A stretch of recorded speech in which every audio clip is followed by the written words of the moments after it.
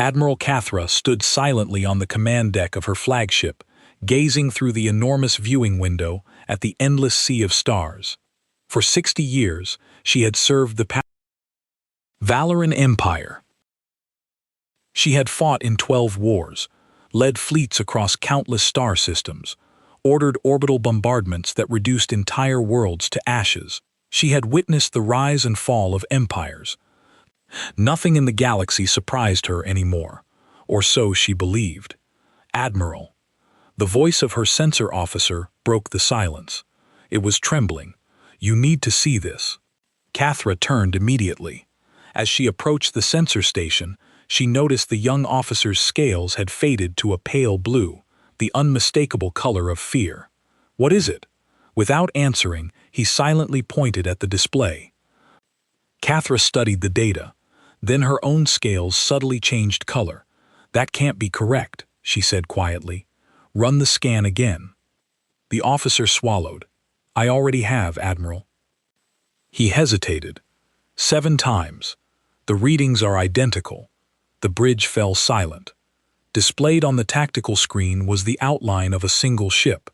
It had just emerged from hyperspace at the edge of the Valoran territory, in a sector normally used by human cargo vessels traveling between trade colonies. But this was no cargo ship. It wasn't a patrol frigate. It wasn't a destroyer.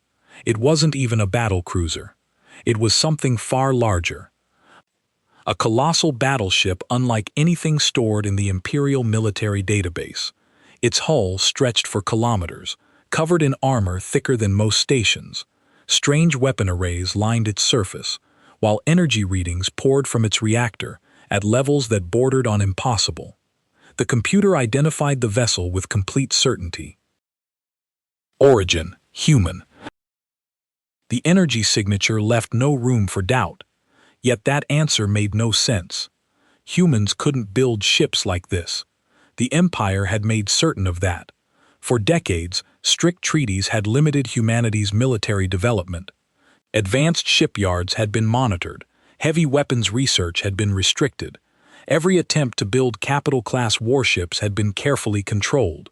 Humanity was never supposed to possess a vessel like this. Cathra stared at the image in silence. Then an old memory surfaced. 80 years earlier, she had been a young officer assigned to the Empire's first contact outpost. She remembered the day humanity officially joined the Valoran Empire. The humans had arrived in small, outdated ships. Curious, hopeful, eager to prove themselves worthy of joining the galactic community. The Empire had welcomed them, protected them, controlled them. Or at least, they believed they had. Cathra looked back at the enormous warship drifting silently at the edge of the system. A cold realization settled over the bridge.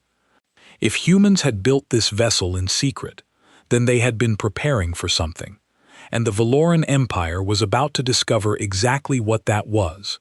The humans had arrived in ships that were primitive but functional. Their technology was at least 2 centuries behind the Valoran standard. The Empire had welcomed them as a minor member species, given them trade rights and protection, and placed careful limits on their development. Humans were allowed to build light frigates for local defense. They could construct cargo haulers for trade. Anything larger required imperial approval, and that approval was never given. The Empire monitored human shipyards through satellite networks. They tracked human resource flows through trade agreements. They counted every ton of metal that humans mined and processed. According to every report, every audit, every inspection, humanity did not have the capability to build a battleship. They did not have the shipyards. They did not have the resources. They did not have the technology. And yet here was a battleship floating in space, broadcasting a human identification signal. Open a channel, Cathra ordered. The communication officer worked his console. A moment later, a human face appeared on the main screen. The human was a male with dark skin and gray hair. He wore a uniform that Cathra did not recognize. It was not the standard merchant outfit that humans wore. It looked military, but it did not match any human military organization in the Imperial records. "This is Admiral Sarah Chun's task force," the human said. I am Captain Marcus Webb of the United Earthship Perseverance.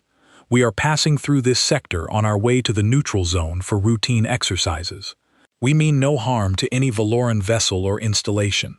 Cather studied the human's face. He seemed calm and confident. He spoke as if this was perfectly normal, as if his impossible ship was nothing unusual. Captain Webb, Cathra said carefully, your vessel does not appear in any Imperial registry. Its design does not match any approved human construction. I must ask you to explain. The human smiled slightly. The Perseverance is a new class of ship, Admiral. We've been testing several new designs in the outer systems. I apologize if our presence has caused concern. New designs require Imperial approval, Cathera said. I have no record of any approval for a vessel of this size and configuration. I understand your concern, Captain Webb replied. I'm sure there's been some administrative delay in processing the paperwork. You know how bureaucracy can be.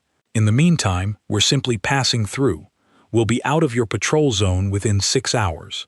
Cathera wanted to order her fleet to surround the human ship. She wanted to demand a full inspection. She wanted answers, but something made her hesitate.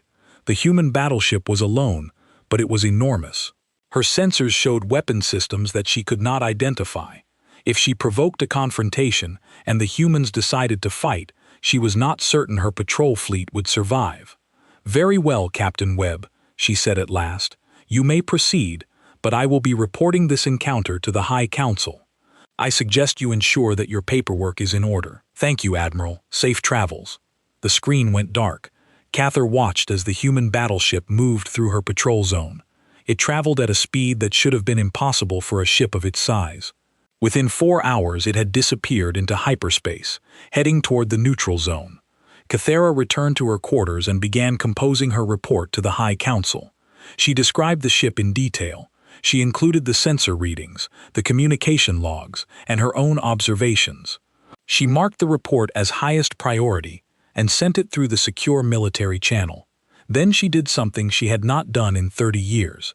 She accessed the Imperial Historical Archives and began searching for records of human activity. She wanted to know if anyone else had seen ships like this. What she found disturbed her deeply. The first report was from 12 years ago. A mining station in the outer territories had detected a large vessel passing through an empty sector. The crew had assumed it was a sensor ghost, an echo from some distant star. They had filed a brief report and forgotten about it. The second report was from 9 years ago. A scientific vessel studying a dead planet had observed what they described as an enormous shadow moving between stars. They had attributed it to a natural phenomenon, perhaps a rogue asteroid or a cloud of space dust. The third report was from 6 years ago. A merchant convoy had encountered a ship that did not respond to hails and did not appear on any registry. The convoy captain had described it as a massive vessel of unknown design. Imperial authorities had dismissed the report as a case of mistaken identification. There were 14 more reports scattered across the past decade. Each one described a large ship, or ships, in areas where humans operated. Each one had been dismissed, ignored, or classified as a sensor error. No one had connected them. No one had seen the pattern. Keir saw it now. She sent a second message to the High Council. This message was even more urgent than the first. She attached all 17 reports and highlighted the pattern. Humanity was not building one battleship. They were building many. They had been building them for years, perhaps decades, in secret locations that the Empire had never discovered. The Empire had been watching humanity for 80 years. They had monitored every shipyard, every factory, every mine. They had counted every resource and tracked every construction project. And somehow, humanity had built an entire fleet of advanced warships right under their noses. Cathra did not sleep that night. She sat in her quarters and stared at the stars and wondered how this was possible. The Empire controlled the galaxy. They had conquered 1,000 species and absorbed 10,000 worlds. Their technology was the most advanced in known space. Their intelligence network was vast and thorough. How had humanity fooled them? The answer came to her slowly, and it was a terrible answer. The Empire had made assumptions about humanity. They had looked at human technology and judged it primitive. They had looked at human society and judged it simple. They had placed humans in a category and never questioned whether that category was correct. What if humanity had never been primitive? What if they had only pretended to be? Cathera thought about the first contact reports. She remembered the human ships that had seemed so crude, so far behind Valoran standards. At the time, everyone had accepted this as evidence of human backwardness. But what if those ships had been designed to look crude? What if humanity had deliberately shown the Empire exactly what the Empire expected to see? If that was true, then the Empire had been deceived from the very beginning. Everything they believed about humanity was wrong. Every assumption was flawed. Every calculation was based on false data. And if humanity could build battleships in secret, what else could they do? Cathera felt fear for the first time in decades. She was afraid for herself, for her fleet, for her empire. But she was also afraid of something else. She was afraid of what would happen when the High Council received her reports. They would react with anger and panic. They would see humanity as a threat that needed to be destroyed quickly before it grew too strong. And if humanity truly had a hidden fleet of advanced warships, that destruction might not be possible. The Admiral stood up and walked to her window. She looked out at the stars that the Valorian Empire had ruled for 12,000 years. She wondered how many of those stars now sheltered human ships that waited in the darkness. Whatever happened next, the galaxy would never be the same. The Empire had built its power on the belief that no one could challenge them. That belief had just been shattered by a single human battleship passing through a routine patrol zone. Cathera began preparing her fleet for whatever orders might come. She did not know if those orders would be for war or for peace. She only knew that the universe had become a much more dangerous place, and humanity was at the center of that danger. Somewhere in the darkness between stars, Captain Marcus Webb guided his ship toward the neutral zone. He knew that the Admiral had let him pass, but he also knew that she would report what she had seen. The secret was finally coming out. Humanity's long deception was reaching its end. The captain smiled grimly as he watched the stars stream past his window. They had Cathede Imperial High Council Chamber, was the most impressive room in the galaxy. It sat at the heart of the Valoran homeworld, deep inside a mountain that had been hollowed out 10,000 years ago. The walls were carved from black stone and decorated with gold that had been taken from 100 conquered worlds. The ceiling was so high that it disappeared into shadow. 12 thrones, arranged in a circle, dominated the floor, and on those thrones sat the 12 most powerful beings in known space. High Council of Vithanar occupied the largest throne. He was ancient even by Valoran standards. His scales faded to silver with age, his eyes still sharp with intelligence. He had ruled the Empire for 3 centuries, guiding it through wars and revolutions and natural disasters. He had seen species rise and fall. He had watched empires crumble to dust. He had never felt fear like this. "Show them," he commanded. The center of the chamber flickered, and a holographic projection appeared. It showed the human battleship that Admiral Cathera had encountered. The image rotated slowly, revealing the ship from every angle. Sensor data scrolled alongside, displaying weapon systems, shield generators, engine configurations, and hull composition. The other counselors leaned forward in their thrones. Some of them hissed in surprise. Others went very still. "This ship appeared in our territory 3 days ago," Bethanar said. "It was along. It did not attack our forces. It simply passed through and continued on its way. Admiral Cathera allowed it to leave because she feared that any attempt to stop it would result in the destruction of her patrol fleet." Counselor Dreka, who commanded the Imperial military, spoke first. "One ship is not a threat. We have thousands of warships. We can destroy this vessel easily." "Can we?" Bethanar pressed a control on his throne. The hologram changed, showing a star map with dozens of red dots scattered across it. Admiral Cathera searched the historical archives. She found 17 previous sightings of similar vessels over the past 12 years. Each sighting was dismissed as a sensor error or misidentification. When analyzed together, they reveal a pattern. The counselors studied the map. The red dots were spread across the galaxy, but they clustered near areas of human activity, near human trade routes, near human colonies, near the empty sectors where humans sent their survey ships. Humanity has been building these ships for at least 12 years, Beth continued. Perhaps longer. We do not know how many they have constructed. We do not know where they are hidden.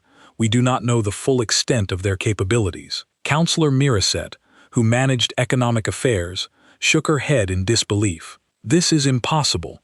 We monitor human industry. We track their resource consumption. Their shipyards are not capable of producing vessels of this size. The numbers simply do not work. And yet, the ships exist, Bethner replied. Intelligence Director Sil Mora rose from her throne. She was small and thin, with scales the color of deep water. Her eyes never seemed to blink. She controlled the largest spy network in the galaxy, with agents on every world and in every government. I have spent the past 3 days analyzing every piece of data we have on human industry. She said Council Meet is correct. The numbers do not work. If humanity built these ships using their known resources and infrastructure, they would need to work every human citizen continuously for decades. They would need to strip their colonies bare. They would need to consume resources that simply do not appear in our tracking systems. Then how did they do it? Drea demanded. I do not know. Sela admitted. The words seemed to cause her physical pain. I have never said those words before in this chamber.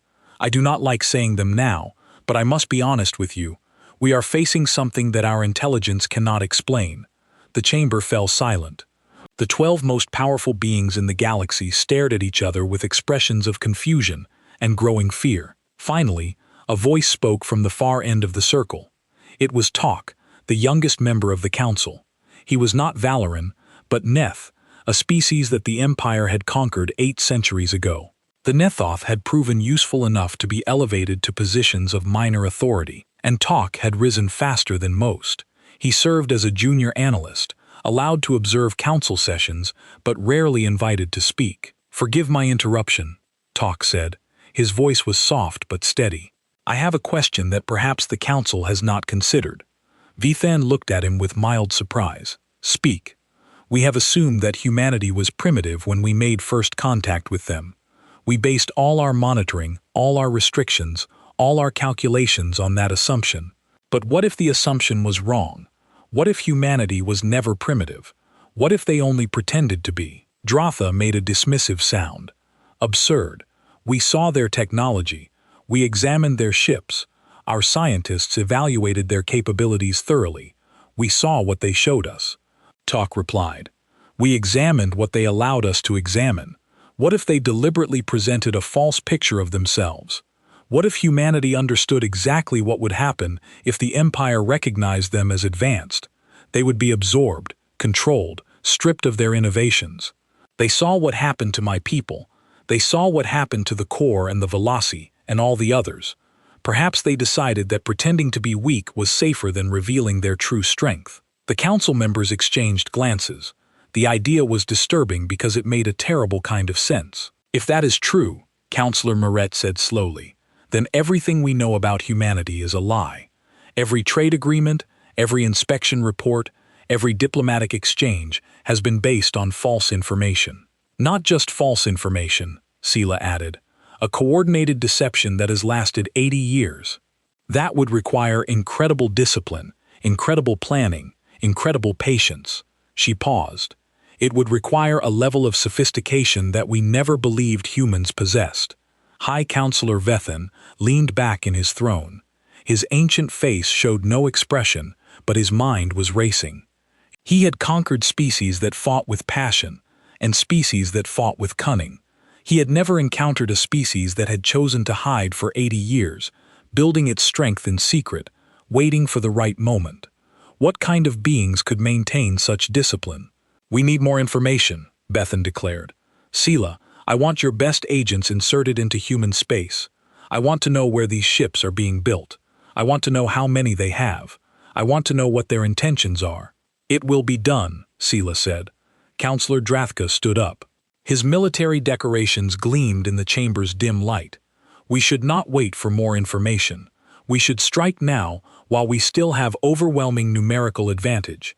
If humanity is truly building a secret fleet, every day we delay gives them more ships, more weapons, more strength, And if we attack and fail, Toki asked, if humanity's hidden fleet is larger than we expect, if their technology is more advanced than we realize, a failed attack would only confirm that we are their enemies. It would give them justification for war. They are already our enemies, Drefka growled. The moment they began building warships in secret, they declared themselves against us. We should respond accordingly. The debate continued for hours. Counselors argued and threatened and bargained. Some wanted immediate military action. Others wanted diplomacy. Some wanted to pretend nothing had happened and hope the problem would resolve itself. In the end, Vitham made the decision. They would send spies into human space. They would gather intelligence. They would not attack it, but they would prepare their fleets for war. If the spy reports confirmed their fears, they would strike humanity with overwhelming force before it was too late. The council session ended. The counselors returned to their various duties. Only Talk remained, sitting alone in the vast chamber, thinking about what he had heard. He accessed the Imperial archives through his personal terminal. He searched for the original first contact reports from 80 years ago. Most of the files were ordinary, filled with technical assessments and diplomatic protocols. But one file was different. It was sealed with the highest security classification. Even as a council analyst, Tark did not have clearance to open it. Someone had classified part of the first contact report. Someone had hidden information about humanity from the very beginning. Toxic stared at the locked file for a long time. He did not know what it contained. He did not know why it had been hidden, but he knew that it mattered. Whatever secret lay buried in that file, it might hold the key to understanding what humanity truly was. He made a copy of the file's location and stored it in his personal memory device. Then he left the chamber and walked out into the busy streets of the Valoran capital. The city around him sparkled with lights and hummed with activity. Millions of beings went about their daily lives, unaware that their empire might be facing its greatest threat. They trusted in the strength of the Valorian military. They believed in the wisdom of the High Council. They had no reason to think that anything could challenge the power that had ruled the galaxy for 12,000 years. Talk knew better. He had seen the fear in the counselors' eyes. He had heard the uncertainty in their voices for the first time since the transport ship descended through clouds that glowed orange in the setting sun. Valkyra watched through the small window as the human world called Earth grew larger beneath her. Mountains rose in the distance. A vast blue ocean stretched to the horizon. Cities spread across the landscape like clusters of glittering jewels. It looked peaceful. It looked ordinary. It looked exactly like the Imperial records described. Valkyra was one of the best agents in the Intelligence Directorate.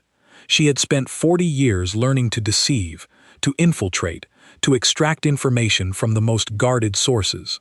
She had operated on 100 worlds wearing 100 different identities. She had never failed a mission. This mission was different. This mission was personal. Director Sela had selected her specifically because of her skills and her loyalty. The director believed that humanity was hiding something dangerous, and Valky was determined to discover what it was. Her cover identity was perfect. She was posing as a cultural exchange scholar from a neutral world, visiting Earth to study human art and literature. The humans had welcomed her warmly. They had assigned her a guide, given her access to museums and universities, and encouraged her to explore their civilization. They seemed so trusting, so open, so harmless. The transport landed at a facility outside a city called Geneva.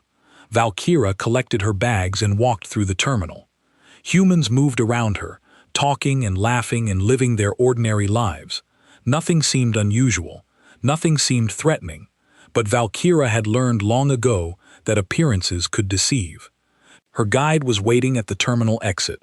He was a young human male named Thomas, with brown hair and friendly eyes. He smiled as she approached and extended his hand in the human greeting ritual. "Welcome to Earth," Thomas said. "I hope your journey was comfortable." "Very comfortable," Balira replied, shaking his hand. Her translation implant made human speech easy to understand and produce. "I am excited to learn about your culture." Thomas drove her through the city in a small vehicle. He pointed out landmarks and explained their history. Valkyra listened politely while her trained eyes scanned everything.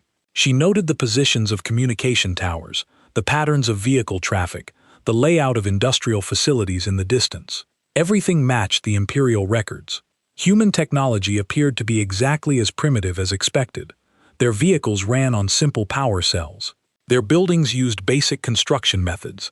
Their communications relied on standard electromagnetic transmission. If humanity was hiding advanced technology, they were hiding it very well. Over the following weeks, Valkyra explored Earth systematically. She visited factories that produce consumer goods. She toured power plants that generated electricity. She examined transportation networks and agricultural systems in manufacturing centers. Everything seemed normal. Everything seemed limited. Everything supported the Imperial assessment that humanity was a minor species with modest capabilities. But Valkyra noticed small things that did not fit. She noticed that some factories ran 3 shifts when their official production reports showed only single-shift operations. She noticed cargo ships launching at unusual hours to destinations that were not listed in public records. She noticed workers who stopped talking when she approached and resumed when she left. She noticed that humans watched her more carefully than they pretended to. After 6 weeks on Earth, Valkyra requested permission to visit a historical museum in Switzerland. The museum was famous for preserving artifacts from human history. It would be a natural destination for a cultural scholar. Thomas agreed to take her. They drove through mountain valleys and past lakes that sparkled in the sunlight. The scenery was beautiful, but Vera barely noticed. Her attention was focused on the subtle signs she had learned to recognize. There were security checkpoints on the roads that seemed too sophisticated for a simple museum. There were sensors hidden in the trees that tracked their vehicle's progress. Someone was watching. Someone was careful. The museum was built into the side of a mountain. Its public exhibits showed ancient human artifacts, paintings, sculptures, documents from various periods of human history. Valkyra walked through the displays with Thomas, asking questions and taking notes like a proper scholar. But she had noticed something during her research. The museum's public area was much smaller than the total building space registered in construction records. There were floors beneath the public exhibits that did not appear on any map. That night, Valkyra slipped out of her hotel. She had spent years developing techniques for moving unseen. She crossed the dark landscape like a shadow, avoiding sensors and patrols through a combination of skill and technology. She found an entrance to the underground levels hidden behind a maintenance building. The security was sophisticated, but she had tools that could defeat most locks and bypass most alarms. She descended into the darkness, expecting to find evidence of weapons development or hidden shipyards. What she found was something else entirely. The underground facility was vast. It stretched for kilometers beneath the mountain, level after level of chambers and corridors. But it was not a weapons factory. It was an archive, a library, a repository of knowledge that seemed to have no end. Valky walked through halls filled with data storage systems more advanced than anything in the Imperial database. She passed laboratories where scientists worked on technologies that her training could not identify. She saw displays showing star maps with routes and locations that the Empire had never discovered. And she saw ships, not physical ships, but designs, plans, blueprints for vessels that made the battleship Admiral Cathra had encountered look small. Valkyra stopped in front of a holographic display showing the history of human space development. The display started with humanity's first ventures beyond their world. Primitive rockets barely capable of reaching their nearest moon. Then it showed humanity's first contact with the Empire 80 years ago. And then it showed something that made Valky blood run cold. The display showed humanity deliberately destroying their advanced ships before first contact. It showed them building primitive vessels to show the Empire.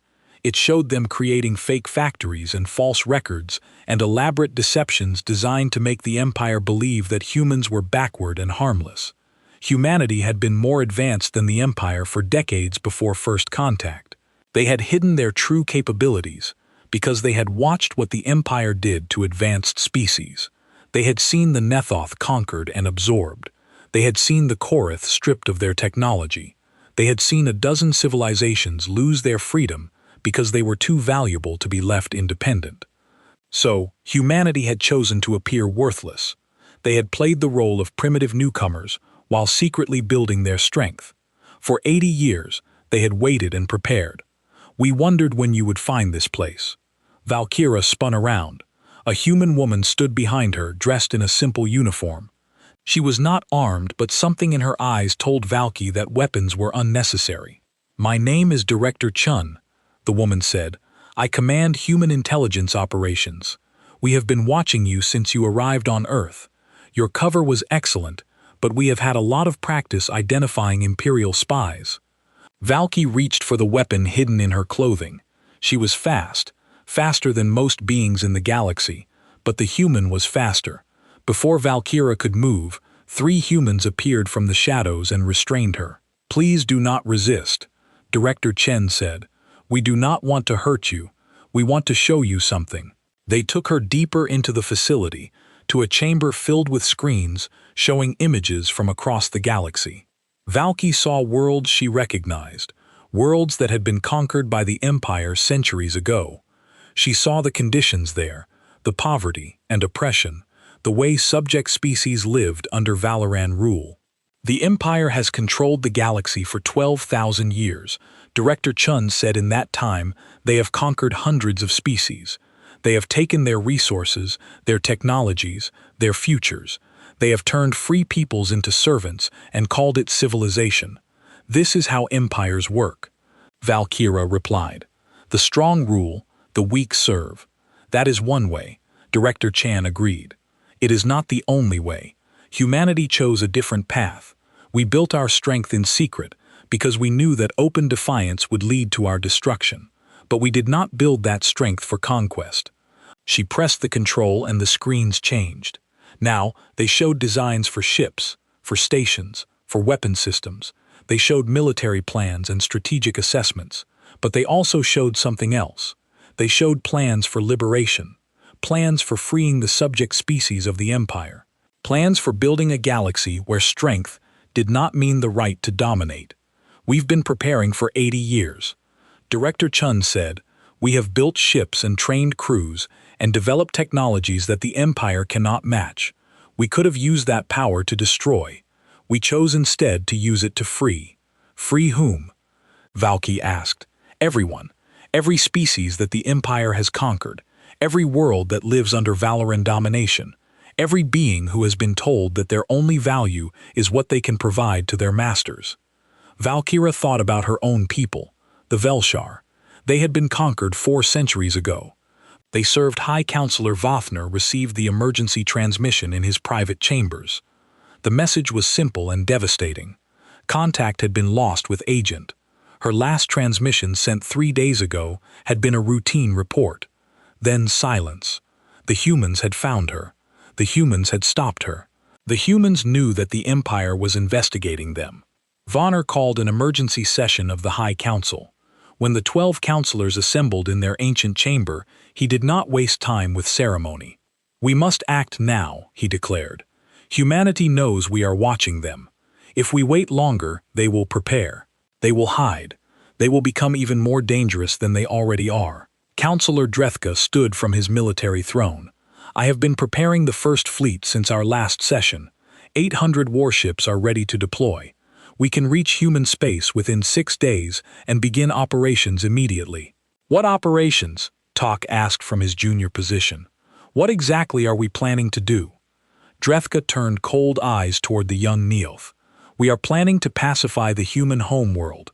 We will destroy their hidden shipyards. We will eliminate their military capacity. We will remind them that the Valoran Empire does not tolerate defiance." "You mean we are planning to conquer them?" Tok said, "To do to humanity what we did to my people 8 centuries ago." "If necessary," Dreka replied. "Humanity had their chance to be peaceful members of the Empire. They chose to deceive us. They chose to build weapons in secret. They chose to become a threat. Now they will face the consequences." The council voted. 11 counselors supported military action. Only Tok voted against, and his vote carried no weight. The decision was made. 6 days later, the First Fleet assembled at the edge of human space. Admiral Cathra stood on the command deck of her new flagship, the Imperial Wrath, and surveyed the forces under her command. 800 warships filled the void around her. Battleships, cruisers, destroyers, support vessels.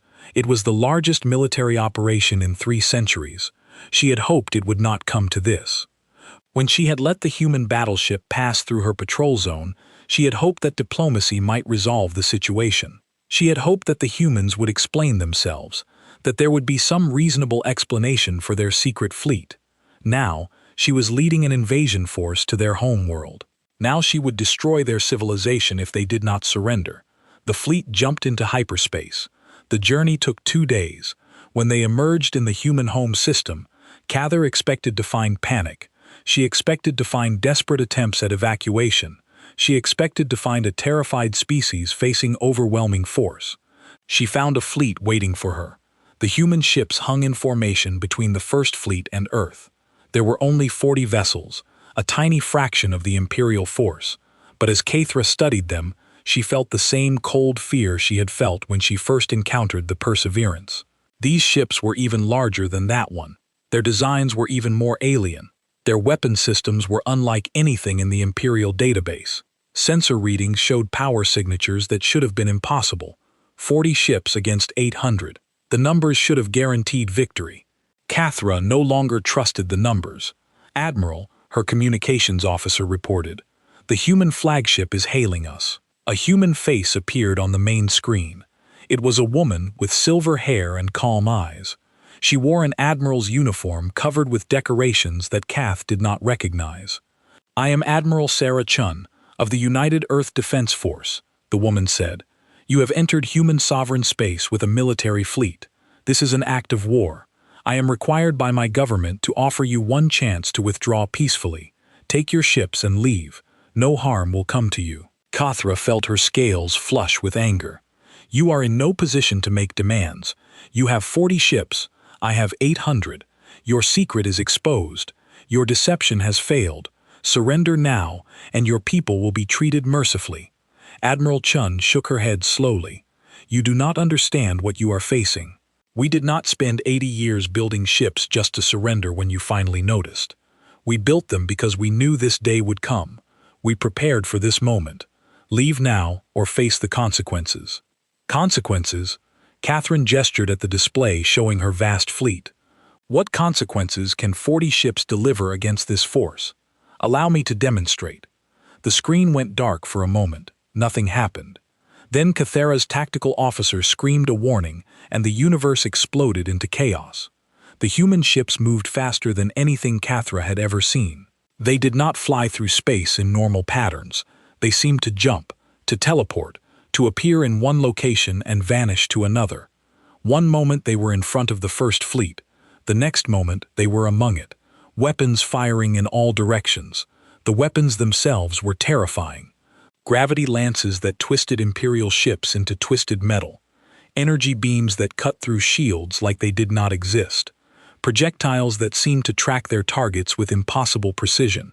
The First Fleet returned fire, but their weapons could not hit ships that refused to stay in one place. Missiles locked onto targets that vanished before impact. Energy beams struck empty space where ships had been moments before. In the first hour, 200 Imperial ships were destroyed. In the second hour, another 150. The human fleet had not lost a single vessel. Cathra watched the battle from her command deck and felt despair. Everything she had been told about humanity was wrong. Every assumption had been false. Every calculation had been flawed. This was not a primitive species that had managed to build a few advanced ships. This was a civilization that had hidden its true power so completely that the Empire had never suspected.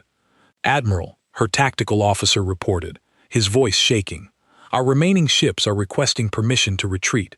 Morale has collapsed. The crews are panicking." Cathra looked at the display showing the wreckage of her fleet. More than half her ships were gone. The survivors were scattered and disorganized. The human fleet moved among them like predators among prey. She had lost.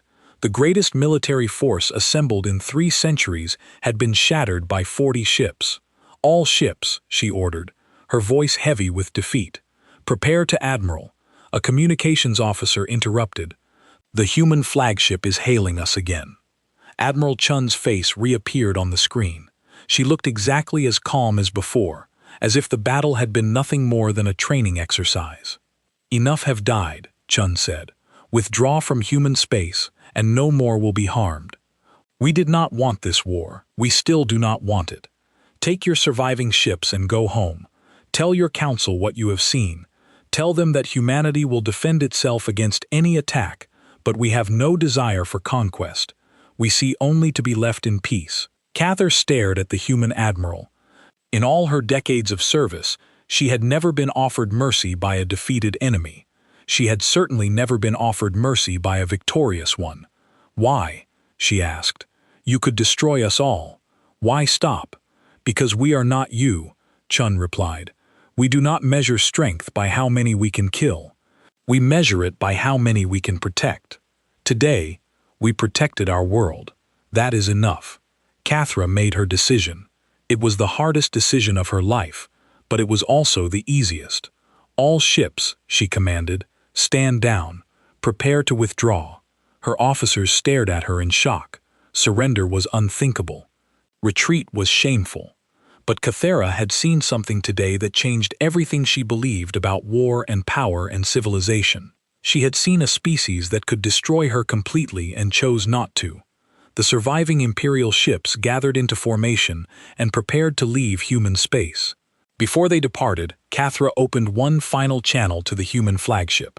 "Admiral Chun," she said, "I will return to the Empire and report what happened here. I will tell them the truth. Your fleet is more powerful than anything we possess. Your technology is beyond our understanding. But I will also tell them something else." "What is that?" "I will tell them that when you had the chance to destroy us, you showed mercy. I do not know what that means for the future, but I know it means something." Chun nodded slowly. "It means that we are what we have always claimed to be. Not conquerors, not destroyers, just people who want to live in peace." The channel closed. The Imperial fleet retreated. Cathra watched human space shrink behind her and wondered what would happen next. The Empire had sent its greatest fleet to crush humanity and had been utterly defeated. The news would spread. Subject species would hear about it. They would learn that the Empire could be beaten. They would start to wonder if they too could be free. Everything was about to change on Earth.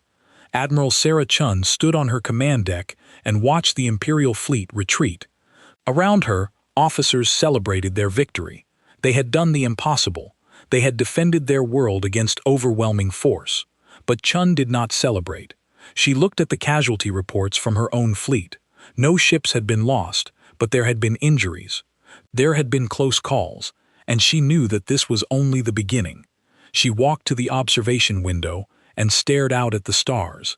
Somewhere out there, the Imperial High Council 6 months had passed since the Battle of Human Space.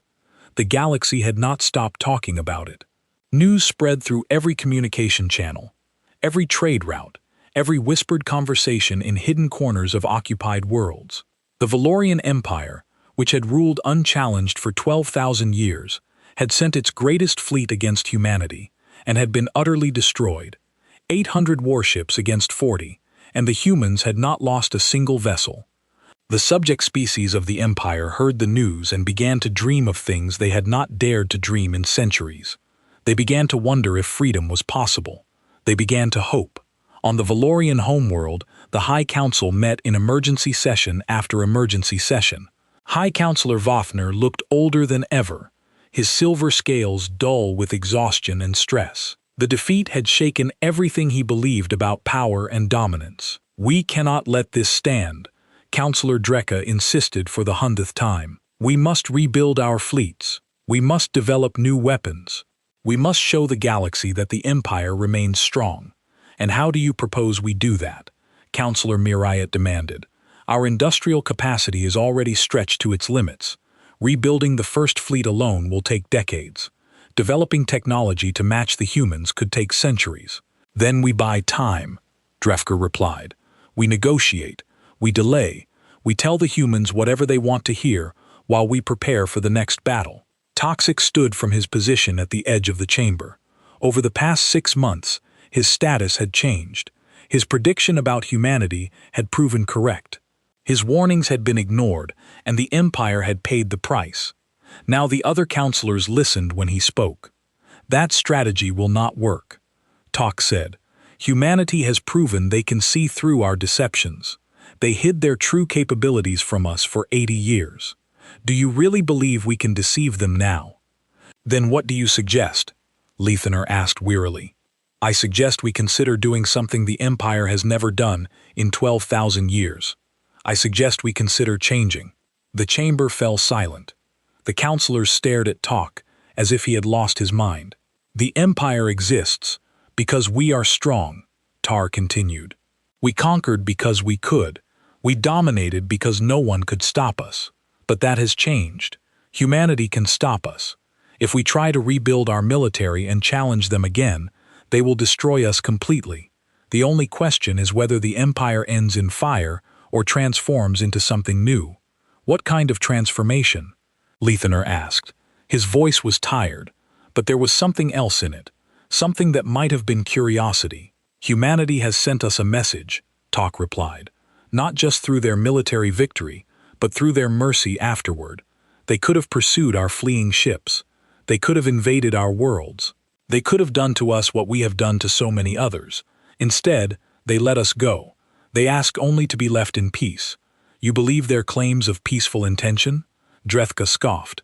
"I believe that a species which shows mercy to a defeated enemy is fundamentally different from one that does not," Tok answered. "I believe humanity when they say they do not want to conquer us, but I also believe they will destroy us if we force them to." The debate continued for hours. It continued for days. It continued for weeks as the Empire tried to decide what to do about a problem that had no military solution. While the council argued, something else was happening. Ambassador James Okono arrived at the Valoran homeworld. The ambassador was an older human with dark skin and kind eyes. He wore simple clothes rather than elaborate diplomatic robes. He spoke softly rather than making grand declarations. He seemed to Valoran eyes almost insignificant, but he carried a message that would change everything. The High Council agreed to meet with him, though some counselors wanted to arrest him as a spy or an enemy agent. Okono stood alone in the great chamber, surrounded by the most powerful beings in the known galaxy, and showed no fear. "I am here to offer humanity's terms for peace," he said. "Not the terms of a conqueror to the conquered, the terms of equals who wish to build something better." "We are not equals," Drethka growled. "You defeated our fleet. You are the stronger." "Yes," Okono agreed. "We are stronger, and that is exactly why these terms are not about conquest. Any species can dominate when it has power. It takes wisdom to use power for something other than domination." He pressed the control on a small device, and a holographic display appeared in the center of the chamber. It showed a vision of the galaxy unlike anything the counselors had ever imagined. Humanity proposes the dissolution of the Valorian Empire as a political entity. In its place, we propose the creation of a galactic assembly where every species has equal representation. Valorans would have one vote. Humans would have one vote. The Nemoth, the Karth, the Velshar, every species that currently lives under Valoran rule would have one vote. "That is madness," Mireille said. "We have ruled for 12,000 years. You are asking us to surrender everything. I am asking you to transform," Okonkwo replied. "The Empire was built on the idea that strength gives the right to dominate. We are offering a different idea, that strength gives the responsibility to protect." He turned to look at each counselor in turn. "Humanity spent 80 years hiding our true capabilities because we feared what the Empire would do if it knew. We built our fleet not for conquest, but for defense. We prepared for this moment not because we wanted power, but because we wanted freedom. Now we have power, more than we ever expected, more than any species should have, and we face a choice. We can use that power to become a new empire, to dominate as you have dominated, to conquer as you have conquered, or we can use it to build something that has never existed before. A galaxy where no species rules over another, where disputes are settled through discussion rather than destruction, where the strong protect the weak instead of exploiting them." The chamber was silent. The counselors looked at each other with expressions of confusion, anger, fear, and something that might have been hope. "Why should we trust you?" Vithan finally asked. "You deceived us for 80 years. How do we know this is not another deception?" Okono smiled sadly. "We deceived you because we had no choice. Reveal our true strength and you would have destroyed us. Hide it and we had a chance to survive. Now the situation has changed. You cannot destroy us. We have no need to deceive you anymore." He paused. "But you are right to be cautious. Trust must be earned, not given. So I offer you this. Humanity will share its technology with the Assembly. Not just weapons, but everything. Medicine, agriculture, energy, transportation. The advances we have made over the past century will be available to all species equally. A species with advanced technology sharing it freely." Drathka shook his head. "That has never happened in galactic history." "Then perhaps it is time for something new in galactic history," O'Connor replied. The council debated for 3 more weeks. Some counselors wanted to reject humanity's offer and fight to the last ship. Others wanted to accept immediately. Most fell somewhere in between, uncertain and afraid. In the end, it was Admiral Kathra who cast the deciding vote. She had been called to testify about her defeat, to explain how 40 ships had destroyed her fleet of 800. She had told the truth. She had described the battle in detail, and she had shared her final conversation with Admiral Chun. "I have spent 60 years fighting for the Empire," Kathara said. "I believed in our strength. I believed in our right to rule. Then I saw what humanity could do. I saw their power, but more importantly, I saw their choice. They could have killed us all. They stopped. They let us go. They showed mercy." She looked around the chamber at her fellow Valorans. "In 60 years of war, I have never seen mercy from a victorious enemy. Not once. That tells me something about humanity that no amount of military analysis can explain. They are different, perhaps different enough to build the future they describe." Kathra cast her vote for acceptance. Others followed. By the narrowest margin, the High Council agreed to humanity's terms. 1 year later, the first session of the Galactic Assembly convened. Representatives from every species in the former empire gathered in a great hall built for the occasion. Humans sat beside Valorans. Neth sat beside Kor. Species that had been enemies for centuries now shared tables as equals. Ambassador Ayanquo took his seat in the human delegation. Across the hall he saw Toke, now representing the Free Neoth people. The young analyst, who had first guessed humanity's secret, caught his eye and nodded. There was still much work to do. The galaxy would not transform overnight. Old hatreds would linger. Old fears would persist. The transition from empire to assembly would be difficult and sometimes violent. But something had changed, something fundamental. For the first time in recorded history, strength was not being used to dominate. It was being used to liberate. Humanity had built its secret fleet for 80 years, preparing for a war they hoped would never come. Now that war was over, and a new era had begun. The ships that could have conquered the galaxy had been used to free it instead, and in the Great Hall of the Galactic Assembly, representatives of 100 species began the long work of building something better, not an empire of fear, but a community of hope.